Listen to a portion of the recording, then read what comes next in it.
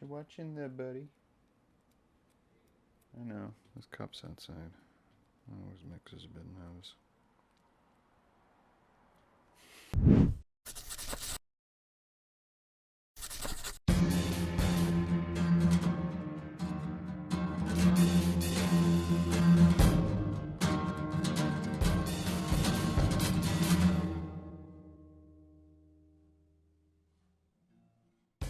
So kids, how are you doing today? I've been having a bit of a thought, and that thought is basically a follow-on. I know, it's not very often I do a follow-on. It's a follow-on from the very discussion I had with my brother, which was around community and creation and why things are the way they are on social media online. It was a very good chat. The interesting thing I always find when talking to mine is that we basically say the same thing, but we word it in different ways. You know, his point of view is very much like, this is how you would market, and this is how you do things, and this is how you connect to the people. Fair enough. That's something which I completely agree with. It's something I engage on a regular basis. I don't do it from a marketing point of view, though. I do it from the want to be part of that community and be sincere about what I'm creating, and also that I think human connection is greatly helped when people have lots of similar interests. So we were talking about that, and we were talking about this idea that, you know, in order to survive in an online space nowadays, you basically have to be part of that community. You know, whatever community that would be, how to connect with those people in that community is difficult. And I do agree. I agree. You know, I can even see it. I can see it in the things which we've done. You know, even now, I'm part of a zine event, which we set up 3 years ago. It was much easier to gain the same amount of followers that I have on my current account on that account in a very short space of time. It's because we had a very specific topic. We had zines, and therefore, if you're into zines, you're probably into that. That's just the truth. Meanwhile, my personal account is a mixture of all the things, um, which is a lot of things, which I'm interested in, and therefore, it's harder for someone to be like, oh, I like potatoes, I will follow this chap. And then suddenly I don't post about potatoes for 3 years. Um, I post about concrete. That's a problem. It's a big problem. I'm trying to solve that problem. I don't know how I'm going to solve that problem. I don't think there is a solution, because you know that at that point I have to basically be like, hey, like I can't market you potatoes, but I can market you bearded rambling man. Do you like bearded rambling man? Because I have that, and that's pretty consistent. Like that's been pretty consistent since like 19, I was gonna say 1927. I've been consistent since 1927, just rambling my way through the world. Um, Deal with it. That's the difference. That's the difference, right? It's one topic versus multi-topic. I've talked about this before, that it is harder for artists to be multidisciplinary because you essentially have to market everything. You have to market all the things. You're hitting it from all angles and all sides and going, hey, pay attention to me. This is something which I'm good at, and this is something I do and I want to do, so please pay attention to me. But the second part of what we were discussing in that podcast was this idea. Sorry if there's noise, I'm doing stuff in the background which will become abundantly clear to regular watchers, um, which is, you know, conceptually relevant to the thing which we're about to discuss. Is that part of the challenge as an artist is to document what you're doing. People want to see what you're doing. They want the story, you know, they want to invest a bit of time, a bit of effort in you.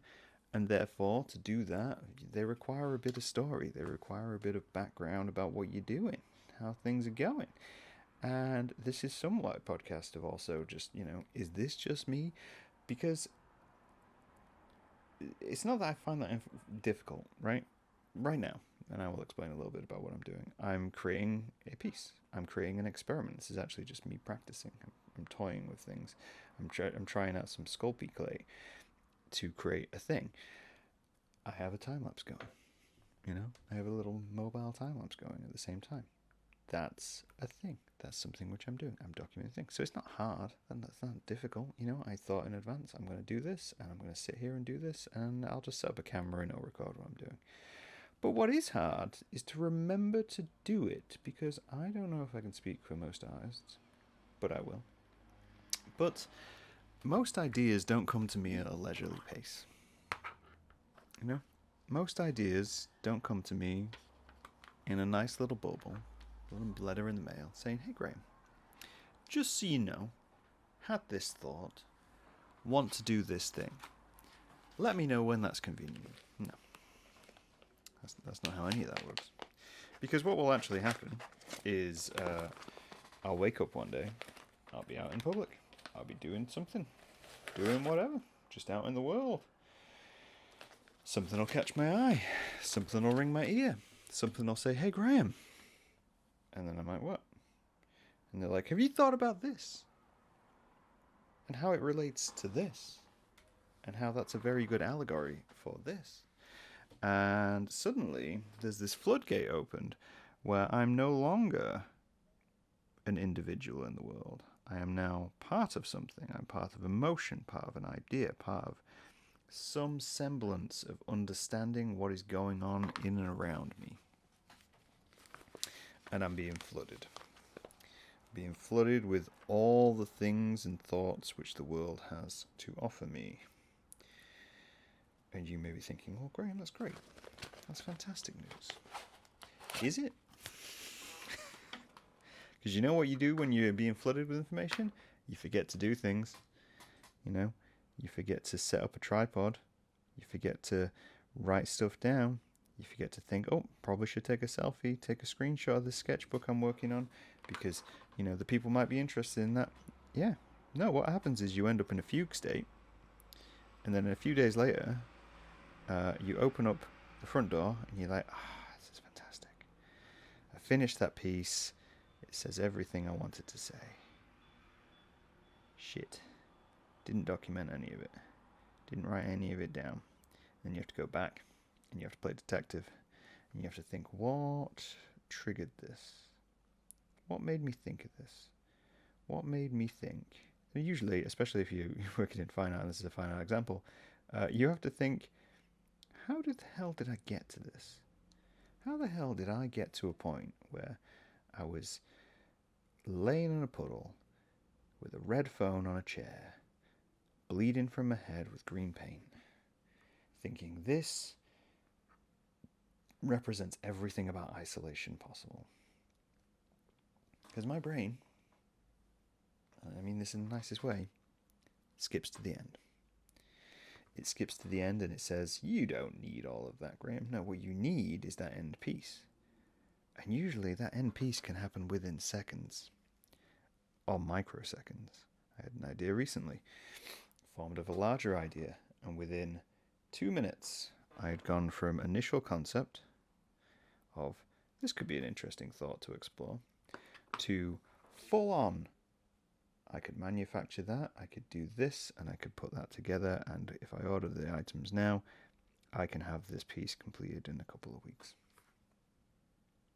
And I had to stop myself in the middle of it and think to myself, okay, we should write some of this down. Right? And some of you may be thinking, well, that doesn't seem so bad. That doesn't seem like a major challenge. Because really all you got to do is just stop yourself, right? You've got to stop yourself. If a ball's flying at you and you're in motion, you decide how to catch the ball. And that's true. That's how ideas come. I still say that it's like pulling silt out of the ground. That's my best analogy for how an idea comes. But if a ball's coming at you, you make some quick decisions. Do I ground the ball? Do I catch it midair? Do I try and play it out? Do I avoid it completely? That's always an option as well.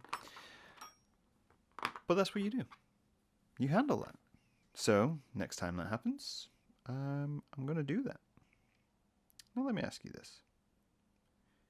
Have you ever been walking down the stairs, something you do every day, hundreds of times in your life, thousands of times maybe?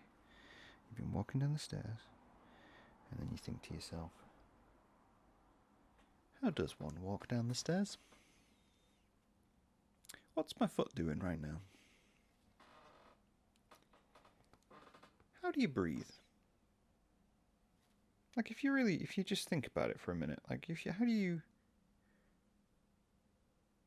it something you focus on? Is it just something where you bring air inside and outside of your body?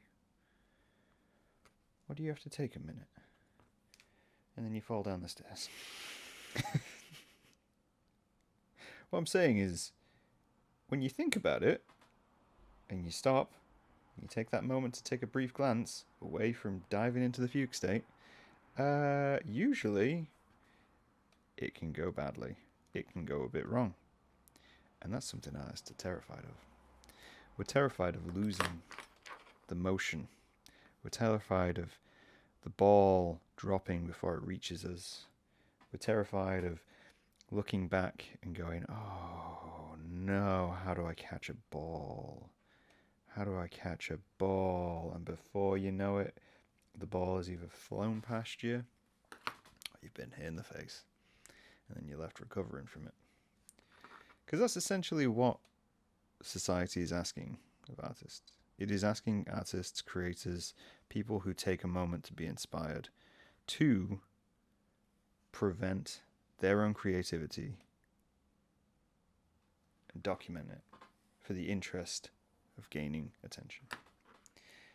And there's also another conflict. There's this conflict which I feel like is true, and I feel like a lot of artists won't admit to, is we were sold artists as kids in the sense that we were sold them as these mystical beings, right?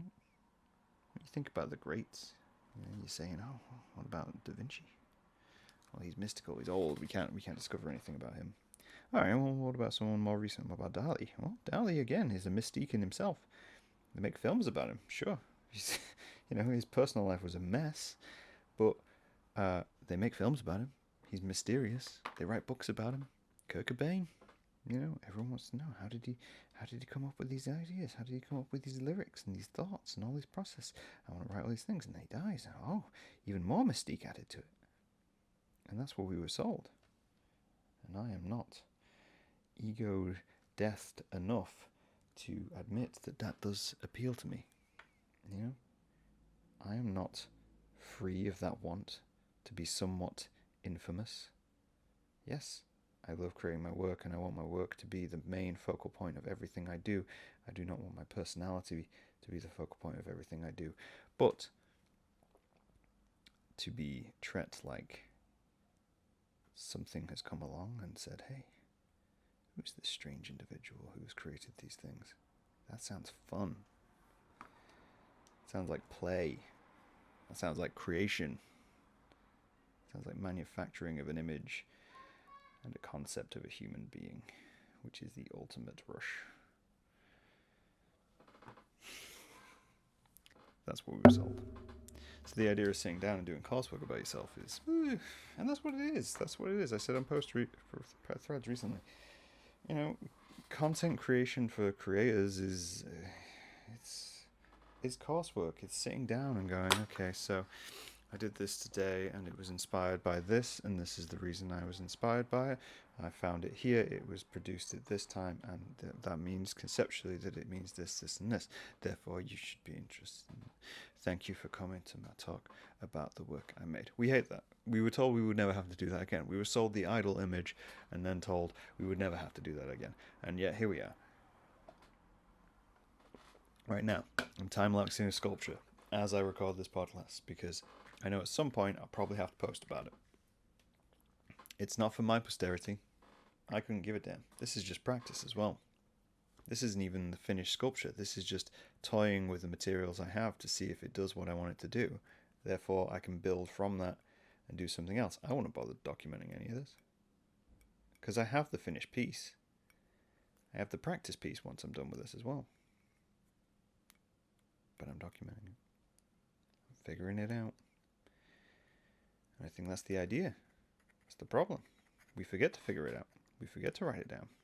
And this is somewhat as I said, a podcast to figure out if it's just me, if those ideas flushing in are a problem for me entirely, or whether this is more universal as a concept. Because I think it is. I feel like knowing the creators I know, you do end up in a bit of a universal state of thought and feeling and all the things around you, and then being asked to stop the ball in motion, stop the ball in play is It's hard. It's hard to sit down and do. So how do you combat it? Yeah. If we're going to point out as a problem, how do you combat it? Well, this is my personal advice, right? And I'm even doing it right now. My personal advice is you have to find a method which works for you. Because it's not going to work the same for everybody. As I said, right now, I'm documenting. This is based on an idea. The idea is something which I'm creating. But I had other things I wanted to do today. I knew I was going to have to sit down and do a podcast. So I said, that's a good time. It's a good time to be more mindful of the work I was making. To be more thoughtful of the work I was creating. And a time where I knew I wouldn't be moving around, not doing much. So, let's sit down. Let's create. Let's document. Sometimes it's not like that. Sometimes I'll wake up, have an idea, produce sketches, get to a final piece, get to the end and go, oh, bugger, I didn't do that. And I'll have to take a minute. I'll have to take a minute to sit and think back and write down and really consider how I ended up in that space. And I'll be honest as well, I've found some value in that. As much as we dislike it, there is some value in taking a moment to say, how the hell did I get to this point? Maybe I should write that down, because if somebody asks me about it in a setting where I am unprepared, as has happened many a time, I don't expect people to be interested in my work. So when people ask me about work, it's a whole other issue. When it gets to the end, that can be very mindful as well. Maybe I do need to write the essay. Maybe I do need to film the TED Talk. Something I've thought about exploring more on this channel is sitting down and just deconstructing what I did, what my point was, have some semblance of connection, because it's hard to explain. I'm not necessarily out there writing ethos and scripture about what each piece means. Some of that exists on my website, but again, even that, I have a real want to not tell people, to let people interpret. And I found that whilst that, is a way of living, some people struggle with that. So it can be beneficial to help them just a little bit. It's cute. Hope I don't ruin that at the end of this. So I think that's really, if there is advice, and if that's what this is coming to, is you have to find just what works for you. What part of this is enjoyable? What can you do? We can't all look at the people online and say, oh, they do this thing where they time-lapse everything and they cut it together and we make these montages, or, I sit down with the perfect camera angle and everything looks really super cool and they dress up for their painting. You've seen that? People who dress up to create? Jesus. I can't do that. I can't see myself as that. I wear what I'm wearing when I create because most of the time I'm going to get messy. There's no uniform for creation. Putting on a nice shirt to sit and paint makes no sense to me. I can't afford to be wasting shirts like that. This sounds very grumpy old man, but I do mean it sincerely. I do hope I'm offering some level of, actual advice. You have to just figure out what works for you. Figure out what space you want to be in when you create. And go from there, really. It's also true that you don't have to document everything. You don't. All you really need to document is the bits which have explanations in them.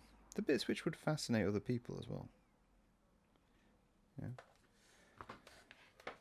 The bits which you would find interesting. Because then it's even more sincere.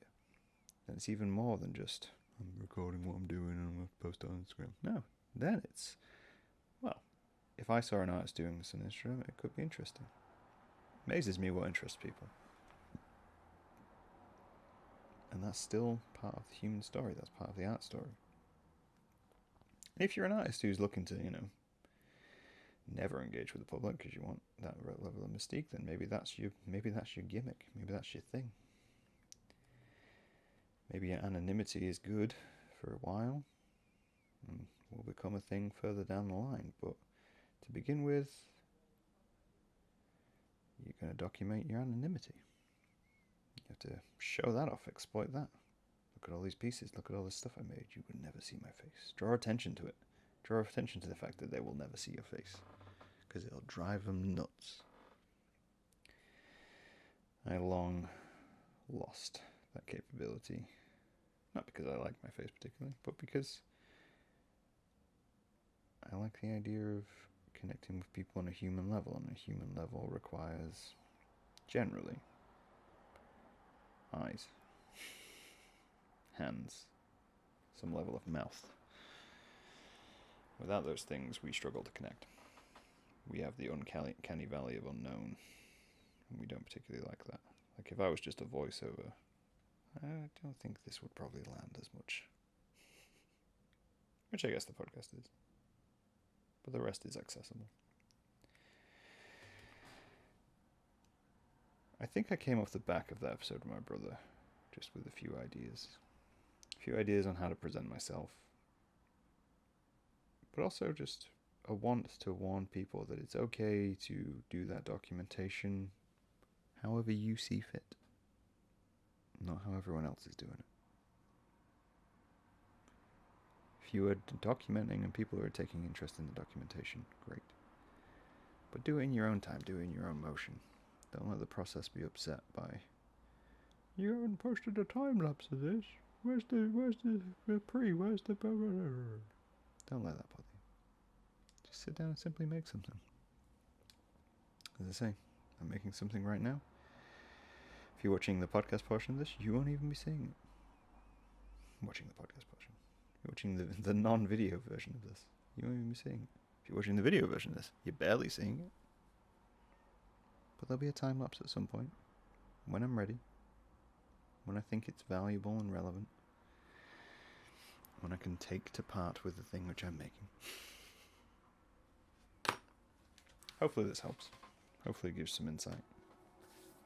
Hopefully it just convinces you that you can document it any way you want, whether it's sketches, creations, time-lapse, even just a video you explaining what you're doing.